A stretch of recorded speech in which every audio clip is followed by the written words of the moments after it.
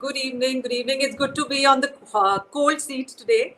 Yeah, Everybody you should knows be on the hot seat and I should be on the cool seat. I'm very happy. I'm very happy to be on the cold seat today. Okay. Everybody knows Mr. Atray. Mr. Atray has so many feathers in his cap, but still, I'll just take a minute to introduce you. Uh, an ex-IAS, an author, a motivational speaker, a columnist, an advisor, and so many things, Mr. Atray. I don't know where to start, but my first question would be, out of all these feathers that you have in your cap, which is that one particular feather which is super close to you, which is very Well, it's precious and very close it's to a your it's heart? a it's a great question, Ritu. First of all, thank you for the warm introduction and welcome. And in fact, I should be welcoming you because I am one of the founders of Vibrant Forum.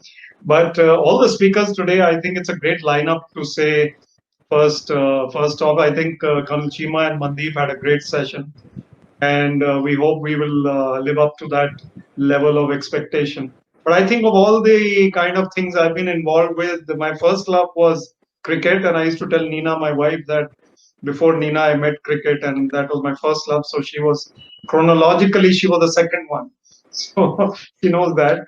And but in my career, I think what I really feel that I enjoyed the most was bringing a smile to someone's face.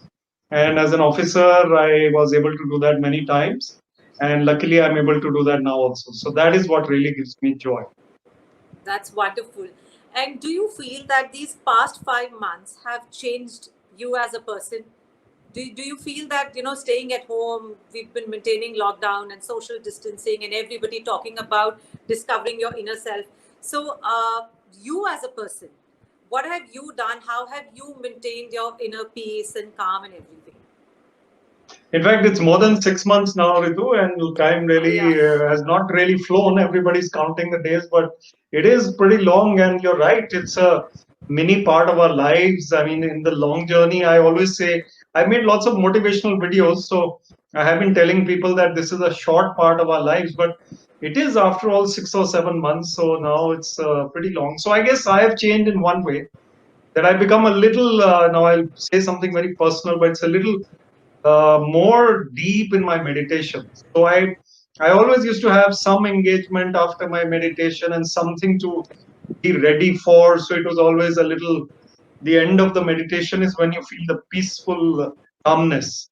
After you have done your techniques or whatever you do, you feel that peaceful calmness, and you should maintain it for at least 15 minutes, 20 minutes more. But I used to, get up a little earlier than that, and then I used to probably not reap the harvest of that hard work of meditation. So I think I've managed that and I've become more calm now with that. And it really, really helps me throughout the day. I think that is one. The other is I've managed to read a little more than I used to. So that also has helped me. These two things I've changed a little bit more. So maybe that overall calmness level has increased a little more. Yeah, it's actually the art of stillness that gets you the connect. Yeah. That's right. And That's what about your absolutely favorite book? right. The book that you were mentioning when we were having a discussion, that the Yes, yes, I can actually show it autobiography of here. a yogi. Yes. Yeah, I have a cover. I have the book here because it's always around, and this is the book.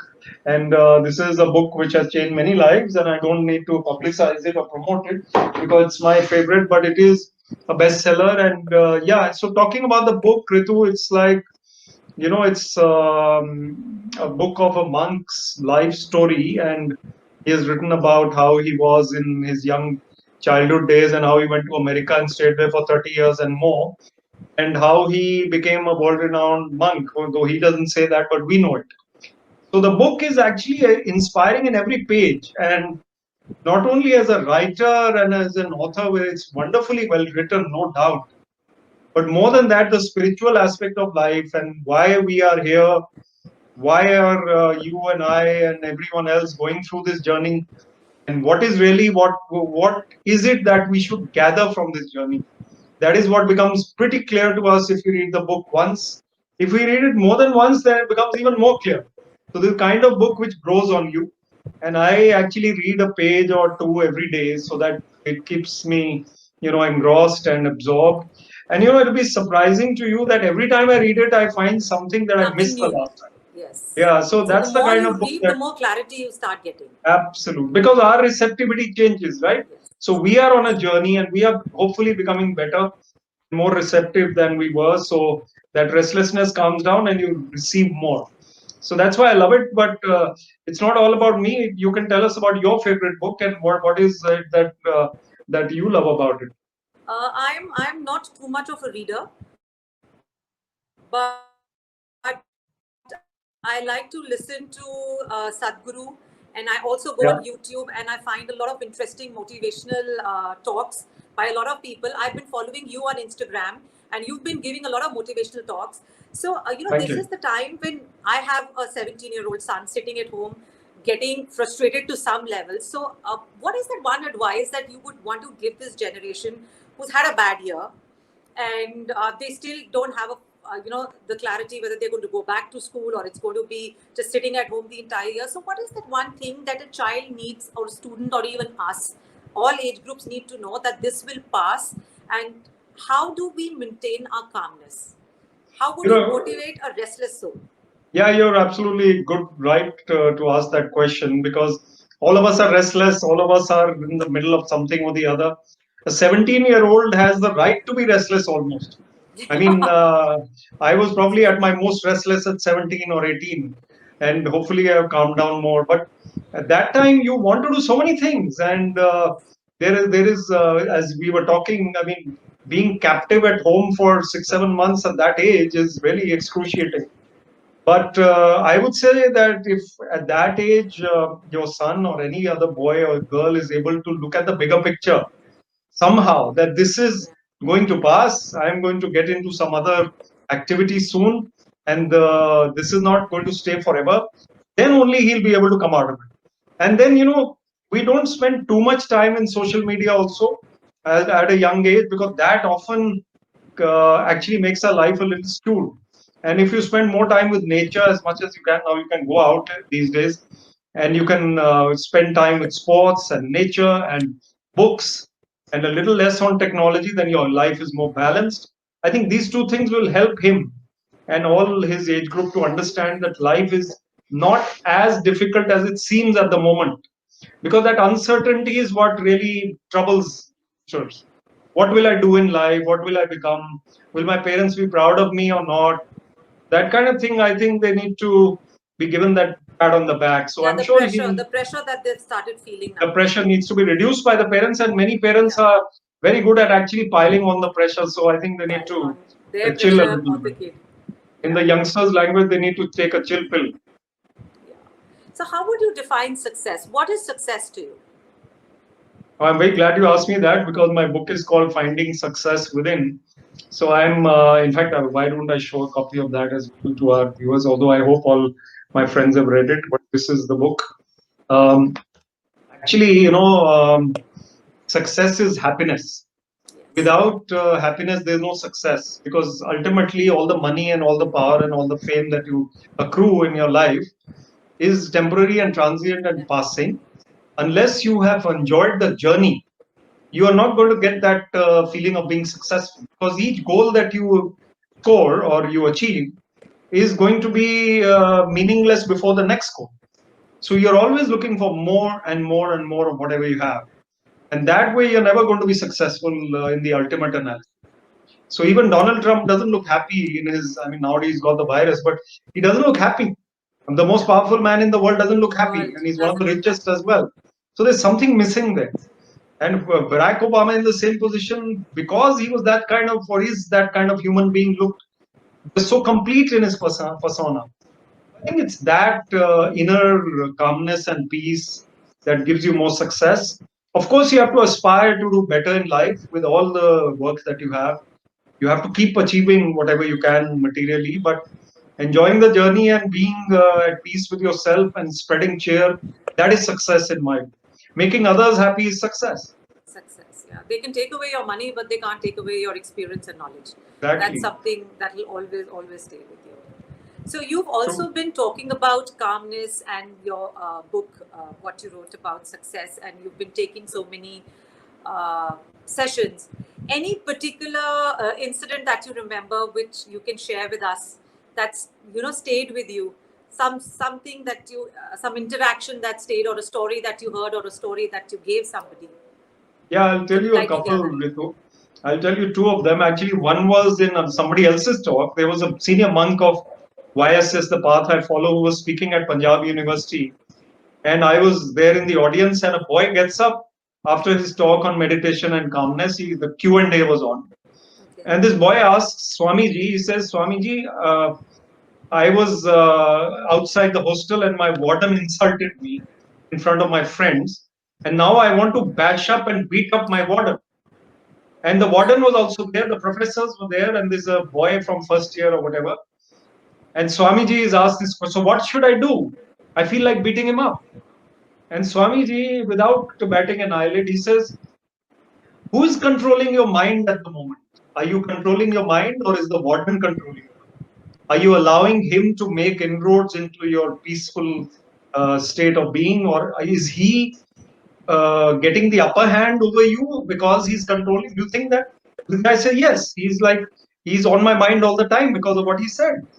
He says, Swamiji says that it's very difficult to forgive someone like who's insulted, but try. And then I think you'll have the upper hand. Just forgive him in your mind if you can, and make peace with that thought that I have forgiven him for whatever he did to me.